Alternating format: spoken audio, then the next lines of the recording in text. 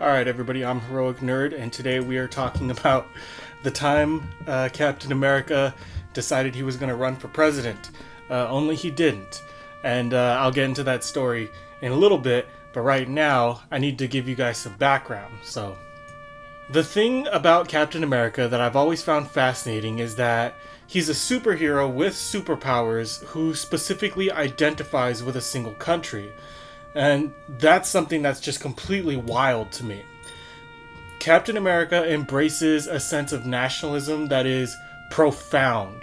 Granted, in our modern age, we have countless superheroes who embrace their nationality, but back in 1940, when Captain America first appeared, it was unheard of. In fact, the advent of the superhero was completely unheard of. You have to understand, everything was happening at once. Just a few years before World War II, all these comic book characters started to appear. Batman and Superman over at DC Comics, and then the groundbreaking issue of Marvel Comics #1, which introduced Human Torch, Submariner. Then, in March of 1941, came Captain America, and he was a superhero with superpowers just like the others, except he carried the majesty of the American flag with him, and instead of a weapon, he carried a shield for defense. And this was all just apparently a serendipitous discovery. For those who don't know, Captain America was invented by Joe Simon and Jack Kirby, and he was just kind of sketched out one day and was immediately approved for his own solo series. Unlike other characters who toil away in side stories and backup features for months, characters who desperately try to escape their compilation books, even huge characters like Iron Man, Thor, Ant-Man, they all had to serve their time in compilation books before getting their own solo series. But Captain America gets one right out of the gate, and it becomes a rousing success lasting over 80 issues? Why? Well, the short answer is patriotism. Cap was a patriot, and back in the 1940s that really meant something. As much as he was a superhero, Cap was also a soldier. As much as he fought for the people, he also fought for his country. He despised Nazis and communists, and he carried an unwavering belief in freedom and defense. I mean, the marketing is practically built into the character. People had no choice but to love the guy, especially considering the growing turmoil that was happening across the seas in Europe. World War II was becoming a bigger problem, and most Americans felt that war was inevitable. Not to mention, news of the extermination of the Jewish peoples of Europe was harrowing, to say the least. It makes sense that two Jewish comic book creators, Simon and Kirby, would want to make a political statement through their character. I mean, it's no secret what they're trying to say. Cap is literally punching Hitler on the first cover of the first issue. And Captain America absolutely made an impact, serving in his own way by inspiring the people to win the war. He served as the perfect protagonist that people could get behind, someone who carried their views with him. In fact, issues of Captain America were sent to the front lines for the soldiers to read for a morale boost, and it definitely worked because, well, in case you don't know, we won that war and halted the extermination of the Jews. But of course, even in this instance, there is always the other side of the coin. You see, not all Nazis lived in Germany. There was also the Silver Legion, a real-life group of Nazi sympathizers who believed in the mission of the Fuhrer, and they were inspired to action back in 1933 and worked to subvert America's policies all the way to 1941. Ironically, shortly after the birth of Captain America, they would disband. I would imagine such an American with such polluted views on humanism would find Cap to be a very divisive character. To a member of the Silver Legion, Captain America would look like nothing more than propaganda. And that's what it all comes down to with Cap. It's propaganda. If we're being realistic here, if we disregard all flattering language, that is exactly what Captain America is. He is probably the most prolific and influential piece of American propaganda ever created. Granted, I'm not necessarily saying that's a bad thing. I don't deny that Cap has had a wonderful impact on American culture over the decades. I doubt that anyone has been negatively affected by his agenda. All I'm saying is that he definitely does have an agenda. He is a character that devotes himself to his nationality. His nationality and his agenda are one and the same. But of course, that leaves the question, what exactly is Captain America's agenda? Cap, since the very beginning, has always been defined by American values. But the thing about American values is that they ebb and flow with the times. They change, and whenever they change, he seems to change as well. The message of the propaganda changes, and in the end, after reviewing the history of the character, I'm personally left wondering, what exactly does he stand for? Is there some kind of deeper meaning behind the character? Does he stand for anything beyond the interests of whatever individual writers are writing him at the time? And if he embodies the persona of our very country, then what does that say about our country, the two-party system, the culture war, and the division amongst its peoples? Can Captain America truly be considered a champion of the people if the people he champions for are idealistically divided? A great example of this would be his origins, in which he was portrayed with tremendous controversy. Looking back, we view attacking and defeating the Nazis as a net good for the world, but you would be surprised at how few people agreed with that sentiment back in 1940. Simon and Kirby would get tons of hate mail complaining about the character and what he represented. Legend has it that there were even protesters outside of the Timely offices. It got so bad that they needed police protection to keep themselves safe. And that was just after his inaugural appearance. I feel almost bad for Cap's creators. They're stuck firmly in the middle of all this political turmoil, and I don't blame them for often sidestepping these issues and focusing on alien invasions and these profoundly unrealistic conspiracies. It's easy when Cap is being safe, when he tiptoes around these issues, but not today. We can handle those topics on another video, but today we are going to look at something special. Today we are going to look at a very specific issue of Captain America in which he very plainly expresses his personal views on politics. It is a complete expose on the character done in a very wholesome and pragmatic way, and I fucking love it. It's not bad for propaganda, right? Alright, everybody. This is the comic book in question. And this is cool because if we read this comic book, we might win a Toys R Us shopping spree, which is unlikely to happen. But still, this is issue 250 of Captain America from the Marvel Comics group. We see right here, he's the people's choice, Captain America for president. So this comic book is going to explore this is not necessarily the idea of Captain America becoming president, because as you'll see, he never actually becomes president in this comic book. But it does talk about his political views, and it has Captain America, it features Captain America doing a bit of soul searching. And it's really fascinating, so I thought I'd bring this to you guys. But let's get started. Okay, so we have, it's a sunny Saturday morning in New York City, where a plush convention of hospitality suite in a certain hotel has just been taken by force. Let's see, this is the police. Throw down your weapons and no one will be harmed. The MIA never surrenders. Okay, so we have some terrorists here. Hear me, police. We have your congressman and a hostess as hostages, and we are not afraid to die. Are you? Don't hurt me, please. Oh God, don't hurt me. And for a moment, all is silent. And then out of nowhere, bam! Somebody gets smashed with a goddamn Captain America shield. That is because Captain America is there. The starred and striped disc rips through the door and across the suite, followed closely by its owner. Teeth gritted in determination, this living legend speaks not a word, launching himself forward with a speed that causes the room's occupants to gasp in awe and wonder. There we go. And there's Captain America. And, like most battles, he mops them up fairly quickly. He is across the room, vaulting over the makeshift barricade in an instant. To the terrorist, it seems almost as if someone's time is standing still. The Avenger moves so fast. As the first gunman goes down, his hostage mouths a silent prayer and drops to the floor. Seemingly without effort, this one-man strike force takes out the second terrorist and sets his eyes on the third. And that final gunman, despite his boast, feels his blood run cold. In such a situation, most men would hesitate, fearing to make another move, lest the hostage be harmed.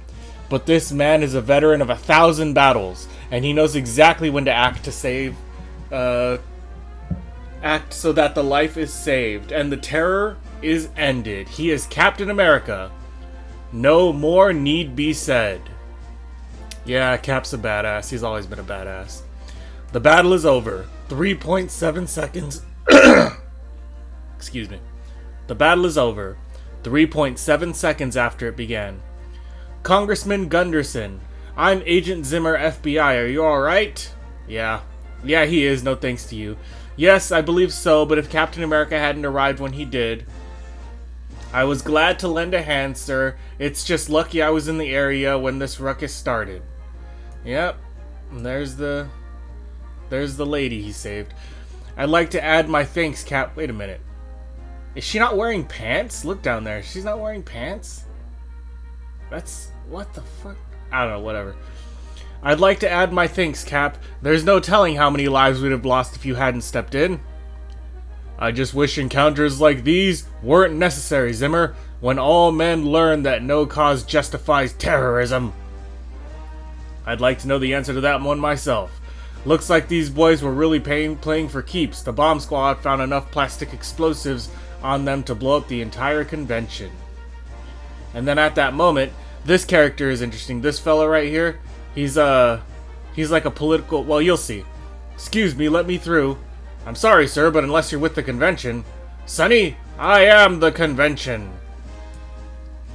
Cap, this is a real honor. A real honor, yes, sir. I'm Samuel T. Underwood, the NPP convention chairman. The new Populist Party owes you a great debt. In fact, I'd say the nation owes you, sir. I owe the nation, Mr. Underwood. It's been very good to me. We may have our problems, but we're still the land of the free. Yeah, I couldn't agree more, Cap. By golly, it sounds good to hear someone say that with conviction. Could you come say hello to my staff? It would mean a lot to them. Well, I suppose I could, if I'm not needed here. We can handle the cleanup, Cap. Go ahead. Yeah, and so these guys, they become friends, kind of, but this is where the idea sort of sprouts. I'm not ashamed to say that meeting you is a big thrill for me, Cap. You know, I still remember the old, Path? The old Path newsreels? Well, I don't know what that is. Which is weird, because I know everything about media. You know, I still remember the old Path newsreels of you in action during the war.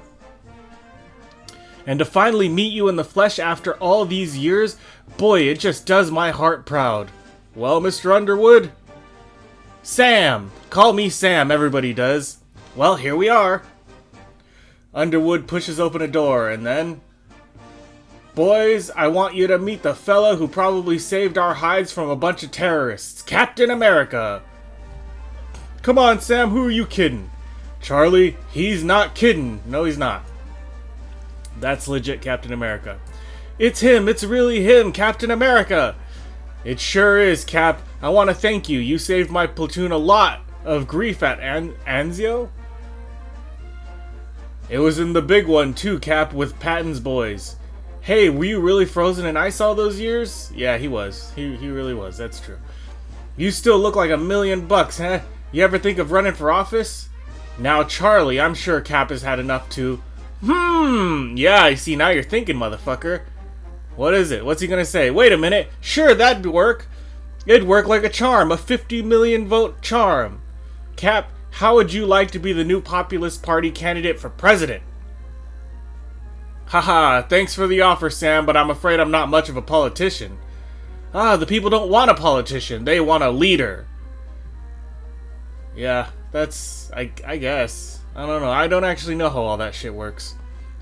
You're darned right I'm serious. Look at us. We formed the New Populist Party 3 years ago with the idea of giving the people a viable political alternative. And what do we have to offer as presidential materials this year? The same type of political idiots the demos the GOP keep putting up. We're not a third party, we're just a feeble echo, a joke. The people want change, Cap, and you could be that change. So, yeah, that's how it starts. Cap ends up running for the Populist Party, only he doesn't, really, realistically. He doesn't necessarily vote Democrat or Republican, but you'll see right now. You know, you're right, it just might work. No might about it, it will work. We could refuse to vote for who could refuse to vote for Captain America? Yeah, a real leader for president. People wouldn't have to settle for the lesser of two evils. They'd actually have someone to vote for. Say you'll do it, Cap. Please say you'll do it. Yeah, no. Look, I'm really very flattered, but I just simply couldn't. Cap, I know you've got your career, but there must be other Avengers who can pick up your workload. We need a man like you. At least promise me that you'll think about it. Well, alright, I'll think about it. But not too seriously. Ha! Yeah, don't think about it too seriously, Cap. Politics is a loser's game. Watch, I end up a politician in like 40 years or whatever. Can you imagine? Well, so much for that idea. We'll never convince him to run. We won't have to, Marty. The American people will convince him for us. Well, don't just stand there. Start having Cap buttons and posters made up. If I work this right, Cap's sense of duty will force him to run. Hello, Daily Globe? Have I got a story for you? Yeah. It's a lie. It's a lie. He's gonna lie to them and tell them that Captain America is running for president, when Captain America is not, in fact, running for president. Minutes later, in the Brooklyn Heights apartment of Steve Rogers.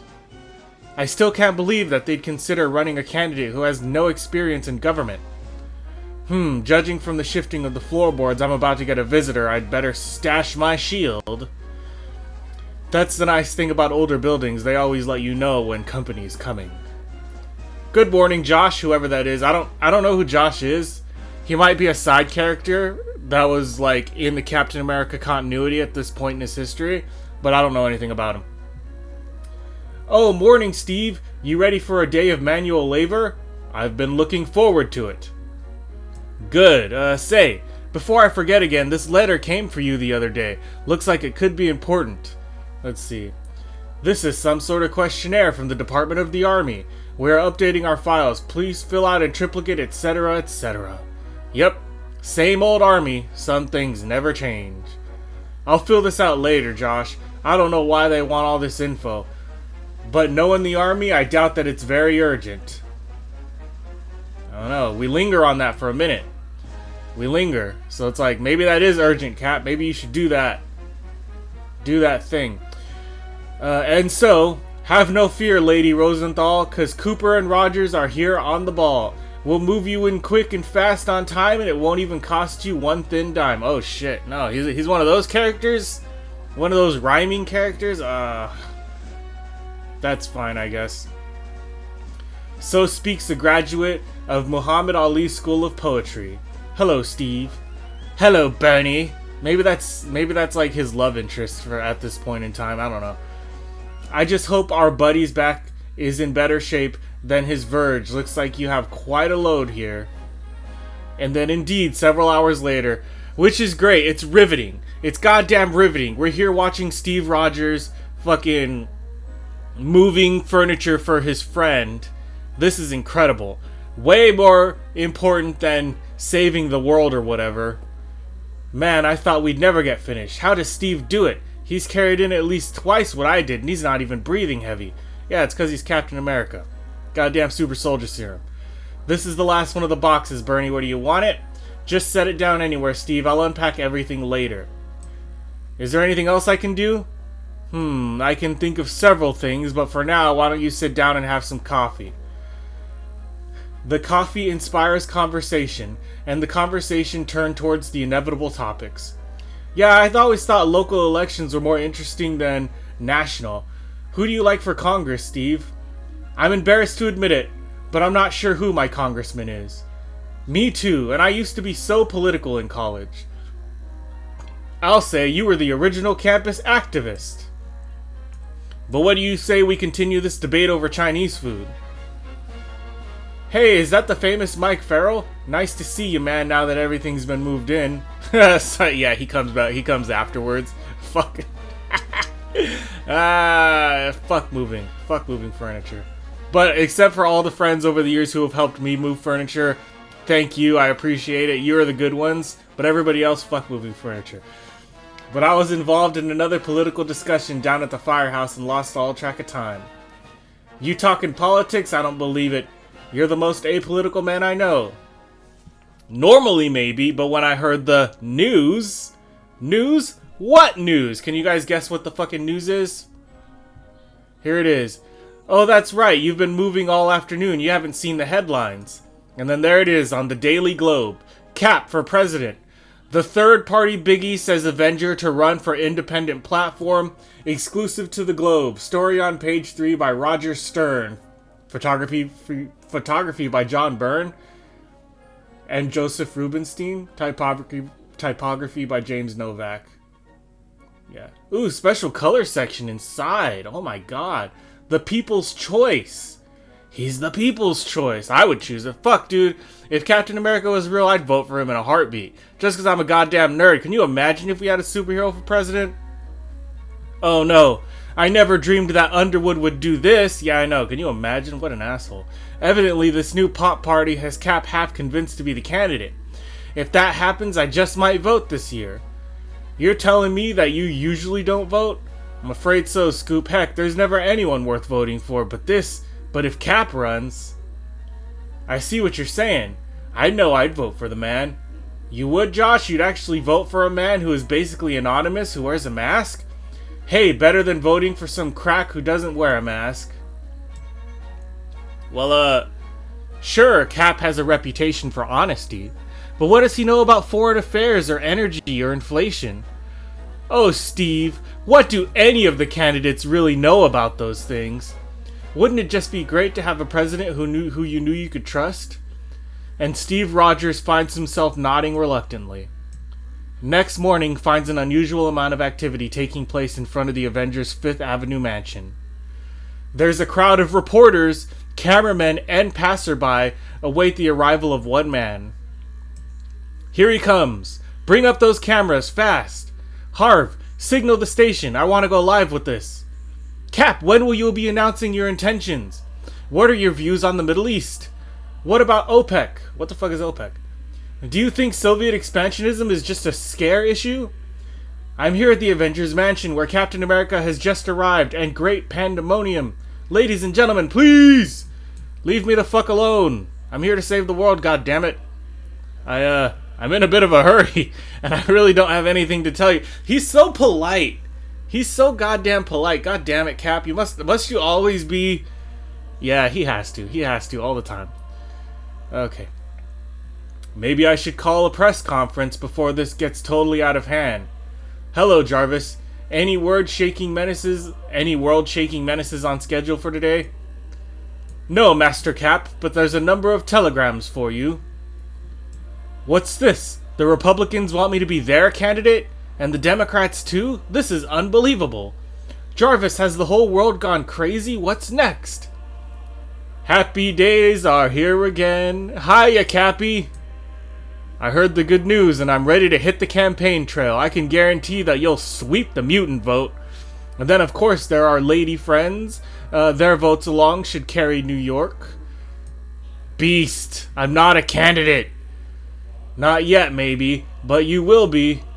Won't you? Why ask me? I'm only the man who's supposed to be running. Who'd have thought so many people would believe what they read in the Globe? If anyone needs me, I'll be in the library, where there's all kinds of other fucking superheroes talking about it. Well, Iron Man, Wasp, Vision, good morning all. What brings you here this morning? Actually, we were discussing you, Cap. Arguing is more like it, Iron Man. You're just in time, Cap. They were ganging up on me. Now, Jan, we were merely pointing out the weaknesses in your position.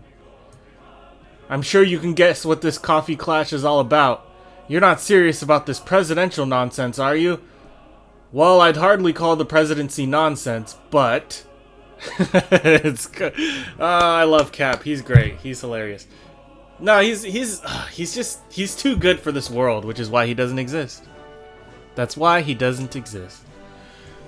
You tell him, Cap. He's probably jealous because they didn't ask him.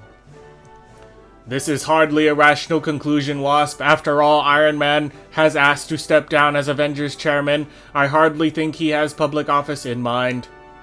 Oh, I was just teasing, Vision. Come on, Cap. You of all people should know better than to get mixed up in politics. You know the kind of red tape and corruption you'd be faced with? Yes, I know. Oh, don't listen to him. You're just the kind of man this country needs. People look up to you, respect you, trust you. When was the last time we had a president like that? Thanks, Jan. However, the question is not one of respect, but of qualifications. You are a man out of time, Cap. 1940 solutions will not work for today's problems. Look! None of this candidacy was my idea. I appreciate your advice, but I'm like Iron Man. I can't believe anyone is taking this seriously. Pardon me, Master Cap, but the White House is on the phone. They wish to know if you'll be needing Secret Service protection. That's fucking great. That's fucking great! What do you mean, the president considers Cap a viable candidate? He should, Master Iron Man. His party does. What should I tell them, sir? Tell them I have a lot of thinking to do, Jarvis. Alright, so this whole thing is spiraling out of control, and it looks like Cap is gonna have to run for presidency, his hand being forced by the will of the people. However, that is not how things go. You'll see right now. Meanwhile, on the sidewalks of New York, we asked passerby their reaction to reports of Captain America's possible candidacy. It's the best news I've heard since the moon landing. I remember Cap from the war years. He's just what we need. I'm sure he'd be a good leader, but we know so little about him. Where does he stand on minority rights? On aid to education? On housing? Give me a break. This is just another attempt by the CIA to defraud the electorate. I don't even believe there was a Captain America. I mean, I've never seen him. That's hilarious. By the next day, the subject of Cap's candidacy is on the minds of all manner of people. What do you think, Nick? Dum-dum, I think I'd better make sure I'm registered. That would be me. I'm like, am I registered? I can't vote for the man unless I get my 2 cents in. Well, he'd probably make a better president than Foggy made a district attorney. That's cold, Daredevil. That's cold as shit. Funny, I never thought of Cap as the political type. Yeah, he is. Interesting. I pray the Vishanti that he makes the right decision. And in the offices of the New York's Daily Bugle. What's the word, Jonah? Will we endorse Cap if he decides to run? I don't know, Robbie. I just don't know. Cap's a good man, but you remember what happened when movie stars started running for office? Oh wait, that's the wrong voice. It was like opening the floodgates. It seemed like they were running for something. If Cap should run, Lord knows who else would. I can see it now. Iron Man for governor, Fantastic Four for senator, or even Spider-Man for mayor, huh? What? I take it then we won't be endorsing him. No, fuck it. That was good. That alone was worth the issue. This could lead to Spider-Man taking office. Get out of here! And as twilight overtakes the city, the man of the hour finds himself traversing the rooftops of the Lower East Side in search of an answer. I had no idea the public's reaction would be like this. I'm flattered that so many people think I'd make a good president, but how could I possibly run? I've finally gotten my private life sailing on an even keel. If I were president, it would be like assuming a new identity. There would be no time for Steve Rogers or Captain America, just Mr. President. Hey, that old abandoned building, I know that place. That's the building where Steve Rogers attended school back in the 30s. From the looks of it, it's been condemned for some time. It's a wonder that it's still standing. The city must have been able to afford to tear it down. Boy, does this bring back the memories. Yeah, memories. For several minutes, the Avenger stands stock still, awash in his own thoughts, and then I just have to take a look around. This place was a part of me for so many years. Well, I'll be. Some of the desks are still in place. It seems like only yesterday I was a student here. I can still recall sitting in the front row seat as Miss Crosley tried to shove some knowledge into our heads. She was a tough teacher, but fair. I can almost see her, standing there ramrod straight in the blackboard. If you girls will stop passing notes for a minute, I'd like to remind you about the civics test next week. I hope that your scores will be higher this time.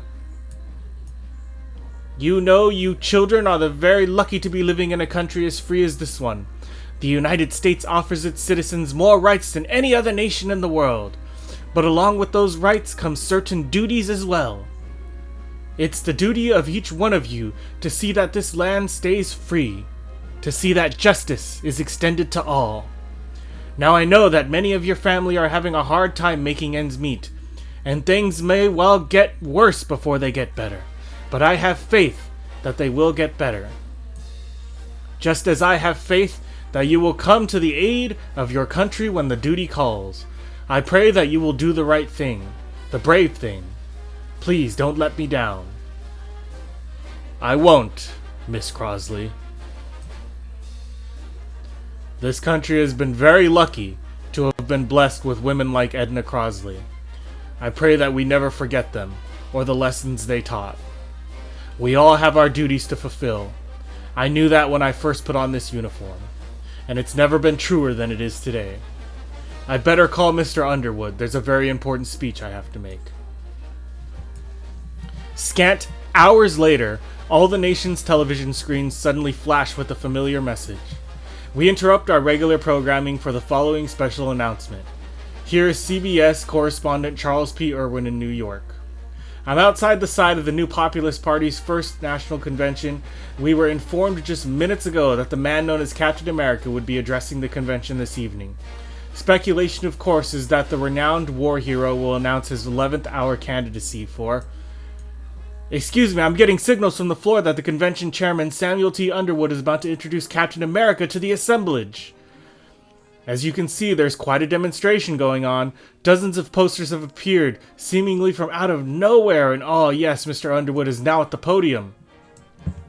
Ladies and gentlemen, honored delegates, my fellow Americans, this is the proudest moment of my life, but more than that, it is a proud moment for the nation. It is my great privilege to introduce to you at this time a man who more than any other exemplifies what is good about this land of ours, a man who is truly a living legend. Captain America. The arena erupts in a great cacophony of cheers and applause. It is several minutes before the red, white, and blue Avenger can make himself be heard. Friends, please, may I have your attention? What I have to say will not take long, but I hope it will be meaningful. As you're all aware, there has been a lot of talk these past few days, talk triggered by certain stories appearing in the press. I have given much thought to those stories, and to the public discussions they inspired. I have had to face the question of whether or not I should be a candidate for President of the United States. You're the man, Cap! Yay, okay, they're all fucking happy. What do you guys think? You guys think he's gonna do it? Once again, Cap must wait for the tumult to die down. As I was saying, I gave this much thought, and I have come to my decision. The presidency is one of the most important jobs in the world. The holder of that office must represent the best interests of an entire nation. He must be ready to negotiate, to compromise, 24 hours a day, to preserve the republic at all cost. I understand this. I appreciate this, and I realize the need to work within such a framework by the same token. I have worked and fought all of my life for the growth and advancement of the American dream. And I believe that my duty to the dream would severely limit any abilities I might have to preserve the reality. We must all live in the real world, and sometimes that world can be pretty grim. But it is the dream, the hope, that makes the reality worth living. In the early 1940s, I made a personal pledge to uphold the dream, and as long as the dream remains even partially unfulfilled, I cannot abandon it. And so I hope you can understand that in all fairness, I cannot be your candidate. You need but look within yourselves to find the people you need to keep this nation strong and, God willing, to help make the dream come true. The courage of life is often a less dramatic spectacle, but it is no less a magnificent mixture of triumph and tragedy. A man does what he must, in spite of personal consequences, in spite of obstacles and dangers and pressures. And that is the basis of all human morality. John Fitzgerald Kennedy, 1917 to 1963. Captain America for President. America. And that's the end of it. That's the end of the comic book. He denies his role as candidacy for president. He decides that he's not going to run. He decides that he's not going to allow himself to be aligned with any political party. People lose interest. All the hype dissipates into nothingness. Everybody scatters away, leaving nothing but garbage behind. But it's a beautiful sentiment, isn't it? It is truly beautiful. You need but look within yourselves to find the people you need to keep this nation strong and, God willing, to help make the dream come true. Because one day it might come true. What all that America represents, triumph and turmoil, but in the end, the basis of all human morality. And that's that. So, in conclusion, after reading this issue, I hope you guys can see how Cap works remarkably well as a piece of propaganda. In my opinion, this is one of the most important issues of Captain America ever produced because it expresses a side of the character that people don't often internalize. Captain America represents the American dream. His agenda is the American dream. It's an idea that completely transcends politics. He is not Republican, he is not Democrat, he is not a fascist, nor is he a communist.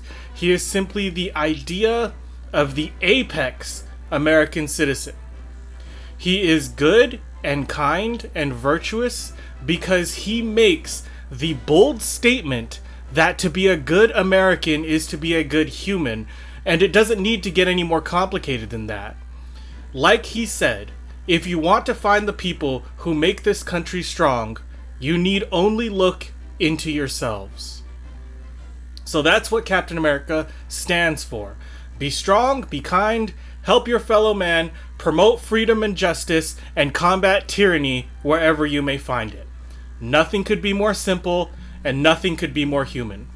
So that's it for this episode. If you liked reading this comic with me and you want to read more comics with me, go ahead and like the video, subscribe to the channel. But until next time, nerds, stay heroic.